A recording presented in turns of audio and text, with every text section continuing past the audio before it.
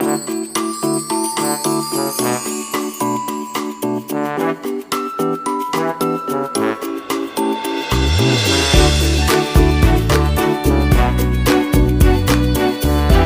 दोस्तों चलिए शुरू करते हैं। तो दोस्तों ये कहानी है बहादुर की। बहादुर जो एक नेपाल में रहने वाला लड़का है, लगभग 12-13 साल का लड़का है, और साथ में उसकी रहती है माँ। बहादुर जो बहुत ही शैतान लड़का है, जो इधर उधर शैतानी करते रहता है। एक दिन बहादुर जो है डंडे से भैंस की पिटाई कर देता है, जिससे उसकी माँ नाराज़ हो जाती है और वो जो है बहादुर पिटाई कर देती है। गुस्से में आकर बहादुर जो है अपना नेपाल से भागकर अपना इंडिया में आ जाता है, और इंडिया में आकर उसे मिलता है लेखक, जिसने कहानी लिखी है। अब यहाँ देखा जाए, लेखक है, लेखक के परिवार की मानसिकता है। मानसिकता क्या है कि हमें नौकर चाहिए, क्योंकि हमारे रिश्तेदारों में, जानने वालों में, लगभग पड़ोस में हर किसी के पास जो है नौकर है। नौकर जो है उनके सभी काम करता है, और उनके यहाँ पर जो है नौकर नहीं है। ऐसे में जो है, जो यहाँ लेखक है, वाचक है, वो अपना बहादुर को जो है अपने घर ले आता है नौकर बना के। बहादुर जो है घर में आकर सबकी सेवा करता है, सबके काम करता है। सुबह सबके उठने से पहले खुद उठ जाता है, रात को सोने के बाद में स्वयं सोता है, और घर के हर तरीके का काम करता है। अंगीठी जलाना, झाड़ू पोछा करना, कपड़े धोना, साफ़ सफाई करना, हर तरह के काम करता है। और कहानी ऐसे चलती रहती है। होता है क्या, एक बार किशोर है, किशोर जो है एक बार, जो उसी परिवार का लड़का है, कॉलेज जाता है, वो जो है बहादुर पिटाई कर देता है। वजह क्या थी? क्योंकि बहादुर जो है किशोर की साइकिल साफ़ होने से मना कर देता है। ऐसे में जो है किशोर बहादुर की पिटाई कर देता है। तो भी कहते हैं कि जो है कि बहादुर गुस्से में तो होता है, लेकिन फिर भी जो है कि उस परिवार को नहीं छोड़ता, उसी परिवार में काम करता है। कहानी ऐसे आगे बढ़ती है। दोस्तों देखा जाए, हमारे जो है कि भारतीय संस्कृति में देखा जाता है कि जब भी हम किसी रिश्तेदार के यहाँ जाते हैं तो कुछ ना कुछ भेंट तोहफा लेके जाते हैं। ऐसे ही जो है यहाँ पर इस परिवार में एक रिश्तेदार आता है, लेकिन वो अपने साथ में कुछ नहीं लेकर आता, लेकिन वो इल्ज़ाम लगा देता है कि भी हम आपके लिए कुछ लेकर आए थे, लेकिन आपके नौकर ने चोरी कर लिया। तब ऐसे में जो है बहादुर को जो चोर जैसा व्यवहार किया जाता है बहादुर के साथ। फिर भी जो है बहादुर जो है घर में काम करता है, क्योंकि सबकी सहायता है, सबकी सुनता है। फिर भी वो काम करता है, घर में सबकी सेवा करता है, कहीं नहीं जाता। इसके बाद यहाँ पर जो है इसी परिवार में एक है निर्मला। निर्मला को भी जो है उसके पड़ोसी सिखा देते हैं कि नौकरों को जो है कि ताज़ा फ्रेश खाना नहीं देना चाहिए, क्योंकि इससे उनकी जो है आदत ख़राब हो जाती है। ऐसे में जो है निर्मला भी जो उसका खाना बनाना मगर देती है, बच्चों को जो खाना देती है, या कहती है अपना खाना खुद बनाओ। ऐसे में जो है कि बहादुर अपने आप को बहुत ही अकेला समझता है, और कई बार रात को सोने से पहले वो जो है खेलता है। उसके पास करते कुछ टोपी होती है, कुछ उसके पास ताश के पत्ते होते हैं, कुछ उसके पास ब्लेड होते हैं, या उसके पास कुछ रंग बिरंगे पत्ते होते हैं। उन सब से वो खेलता है, अपना मनोरंजन करता है। शीशे में देख के अपने टेढ़े मेढ़े मुँह बनाता है, अपना मनोरंजन करता है, जब भी उसे अपने घर परिवार की याद आती है। कहानी ऐसे चलती रहती है। होता है क्या, एक दिन जो है उससे गलती से जो है एक पत्थर की सील टूट जाती है। उसे डर लगता है कि कहीं जो है घर वाले उसकी पिटाई ना कर दे। ऐसे में वो जो है अपना उस परिवार से चला जाता है, बिना किसी से कुछ कहे, बिना किसी से कुछ लिए। वो जो है डर से चला जाता है, कि उसे लगता है कि उसकी पिटाई होगी, और उसके जाने बाद परिवार को लगता है कि बहादुर उसके लिए कितना ज़रूरी था। तो चलिए दोस्तों, कहानी यहीं पे ख़त्म करते हैं। बाकी इस कहानी को जो आप अपनी बुक्स में काफ़ी अच्छे से पढ़ सकते हैं। तो अब इस कहानी से जुड़े हुए कुछ ज़रूरी सवाल जवाब है, चलिए उनको करते हैं।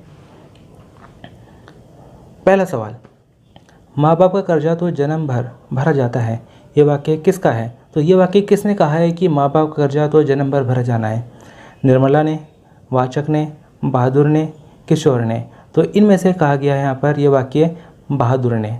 तो बहादुर ने कहा था कि माँ बाप का कर्जा तो जन्म भर भरा जाता है, क्योंकि वो यहाँ आता है, इंडिया में काम करता है, लेकिन जो भी उसे पैसे मिलते हैं वो पैसे वो अपनी माँ के लिए भेजता रहता है। तो चलिए आगे बढ़ते हैं। प्रश्न नंबर 2, महीन खाने से नौकरों की आदत बिगड़ जाती है, यह बात निर्मला से किसने कही थी? उसके पति ने, पड़ोसियों ने, उसके बेटे ने, रिश्तेदार ने? तो यहाँ जो देखा जाए, महीन खाना यानी कि फ्रेश खाना, ताज़ा खाना खाने से जो है नौकर की आदत बिगड़ जाती है। ये वाक्य कहा था पड़ोसी ने। पड़ोसी की बातें सुनकर निर्मला जो है बहादुर को खाना बनाना बंद कर देती है। चलिए आगे बढ़ते हैं। प्रश्न नंबर 3, वाचक के लिए नौकर रखना किन कारणों से आवश्यक था? तो वाचक के लिए परिवार में नौकर रखना क्यों जरूरी हो गया था? वाचक मध्यम वर्गीय परिवार से संबंध रखता था। मध्यम वर्गीय परिवार में नौकर रखना प्रतिष्ठा का चिन्ह समझा जाता है।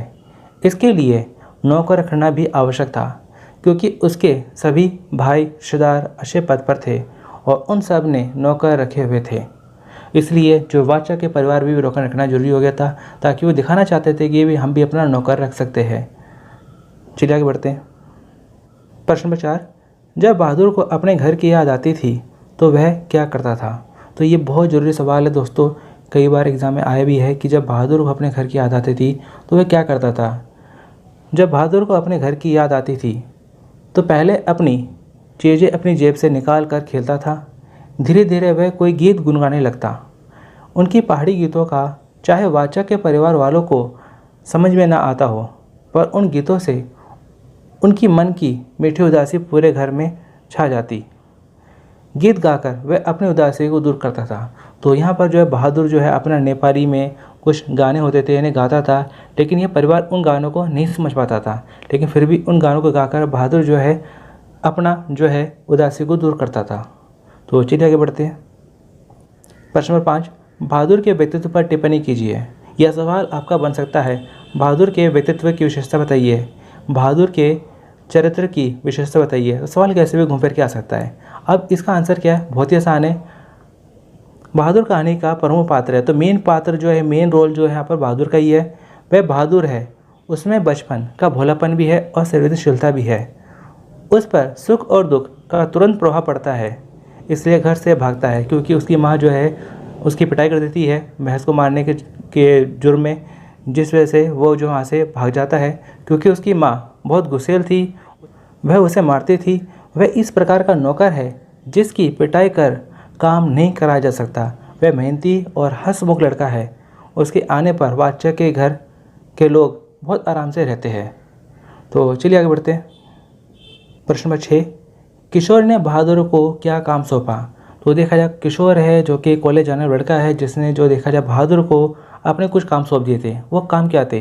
किशोर ने काम सौंपा, सवेरे उसके जूते में पॉलिश लगनी चाहिए, कॉलेज जाने से पहले साइकिल साफ़ होनी चाहिए और रोज़ उसके कपड़ों पर इस्त्री होनी चाहिए। तो ये काम वो थे जिसे किशोर ने बहादुर को सौंप दिए थे, जो उसे रोज़ाना करने होते थे। तो चलिए आगे बढ़ते हैं। प्रश्न नंबर 7, निर्मला को मोहल्ले की औरतों ने क्या सिखा दिया था? मोहल्लों की औरतों ने सिखाया, रोटियां बनाने के बाद बहादुर से कहे कि अपनी रोटियां खुद बनाए, नहीं तो नौकर चाकर की आदत खराब हो जाती है। तो दोस्तों, निर्मला के पड़ोसी ने निर्मला को भड़का दिया था यह कहकर कि नौकरों को जो है ताज़ा खाना नहीं दिया जाना चाहिए, इससे उनकी जो आदत होती है ख़राब हो जाती है, इसलिए उन्हें बचा कुचा खाना दिया जाना चाहिए या जो है उनसे कहा जाए अपना खाना वो खुद बनाएं। तो चलिए आगे बढ़ते हैं। प्रश्न नंबर 8, इस वाले में से कहा जाता है बहादुर घर में फिरकी की तरह नाचता रहता था, आशय स्पष्ट कीजिए। तो दोस्तों जो है बहादुर यहाँ घर में हर तरह के काम करता रहता था, हर जगह वो फिरकी की तरह नाचता रहता था। मतलब क्या है, जैसे फिरकी होती है, एक लट्टू होता है, जब उसे नचाया जाता है तो वह जो है हर तरफ जो है घूमता रहता है, हर तरफ आता जाता रहता है। यही हालत थी यहाँ पर बहादुर की। लेखक का बड़ा लड़का किशोर बहुत शान शौकत में रहने वाला था। उसने बहादुर को कड़े अनुशासन में रखने का निर्णय किया। उसने बहादुर को अपने सारे काम सौंप दिए। सवेरे उसके जूते पर पॉलिश होनी चाहिए, कॉलेज जाने से पहले उसकी साइकिल साफ़ होनी चाहिए, रोज़ ही उसके कपड़ों पर इस्त्री होनी चाहिए, प्रेस होनी चाहिए उसके कपड़ों पर। रात को सोते समय उसने बहादुर को अपनी मालिश का काम भी सौंप दिया। तो ये इस तरह से जो है बहादुर जो है घर में हर किसी के लिए काम कर रहा था। निर्मला के लिए, हर सदस्य के लिए बहादुर जो घर में काम कर रहा था। अपना बर्तन धोना, कपड़े धोना, अंगीठी जलाना, चाय बना के पिलाना, सफाई करना, हर तरह का काम जो यहाँ पे बहादुर कर रहा था, जिससे हम कह सकते हैं कि बहादुर जो है घर में फिरकी की तरह नाचता रहता था। तो चलिए आगे बढ़ते हैं।